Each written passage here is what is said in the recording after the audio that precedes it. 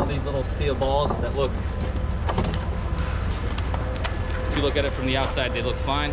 But if you look at the end of it, this is how the Americans, how we, this is an American one, right, made by the US. Yeah. So they take this, they basically copy it. They take a steel frame, they make it into it, and that's how they make it.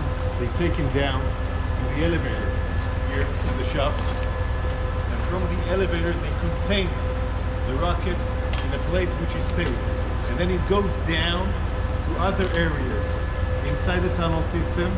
In order, one place you make the rockets, the other place you launch them out, and